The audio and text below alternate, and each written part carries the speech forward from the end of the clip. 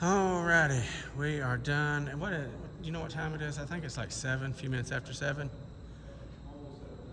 Almost 7:30. Okay, almost 7:30. So yeah, again, another long day. I think every day that we've been 10 after.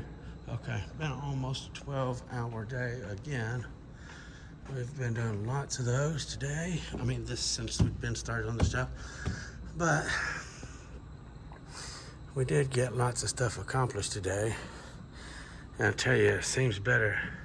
I'm really happy to be on these and done with that, because what it is, golly, like the other day, it's like, man, I did that one piece over there. I made one seam in 6 hours and stuff like that, man. It just gets ridiculous. You start thinking, oh my goodness, this super sucks. And then the next day or another day, you can turn around and accomplish stuff like this, which feels a lot better. I mean, I figured I could do it because, I mean, they're really pretty simple to do. It's just time, but visually it looks like we got a whole lot done today. But, I mean, there's like I don't know, each one of them I'm cutting like 4.5 foot, so it's just a bunch of 4.5 foot pieces. And I started right here at the edge. I didn't get started at the very top of these 3 because the gentlemen still have to move these out right here. There's one there, and then there's one down there. He said they wanted nobody to be around whenever they're done it because they're going to lower that thing over the balcony. So it's probably going to be a little skeptical. That's why they don't want nobody around to see it. So he's waiting on everybody to be gone at some point to where he can get those done. But anyway, all the tops of these are done. That's what I was planning to do. And then next day, Monday, I guess, I will come back and do all the Cool Glide tape. I'll probably go ahead and I'll go ahead and get those last 2 down there, right there. I'll go ahead and get those last 2. Ooh, look at a big old finger.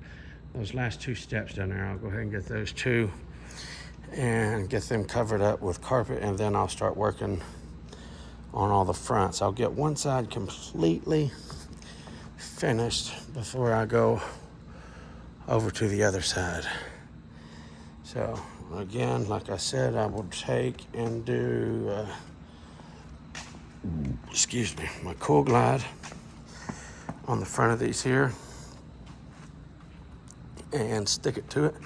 And it's not going to be, I don't think it's going to be an issue or a big deal at all. The held down super tight here. I'll tell you what, I was real skeptical about this glue, but it is a super, super strong glue. It don't look like it because the way it's puckered out and stuff like that here.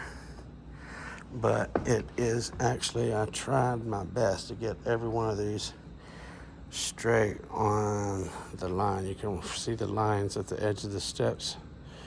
So they are true with the edge, which is going to be visible most all the way true. I mean, some of the stuff you just can't help. I mean, for whatever reason, you can see the corner down right. Oh, no, you can't. Anyway, the corner right there. It might just be the way it is. Yeah, okay. So it just takes a little bit of a dive there. You can see that piece right there. That row goes completely to the front. I don't know if it's the corners dipped in a little bit or what the deal is, but anyway, for the most part, they are all true to the edges, which is going to be the visible part, because the back, you can see how the pews go. The pews go right back here in the back. Nobody's ever going to see any of this back here. The only part that's going to be visible is right here, and that's where the back of the next pew is going to be right up against that. So I was focused more on that than I was back here, by all means, which anyway, it's all going to look nice anyway. But That was my main thing, was to try to get that front edge nice. Mercy me. Well, time to call it a day. Faux show. Like I said, it's been almost a 12-hour day. Here I am just rambling on. Boy, I tell you what, I had a scare. I mean, I had a super scare.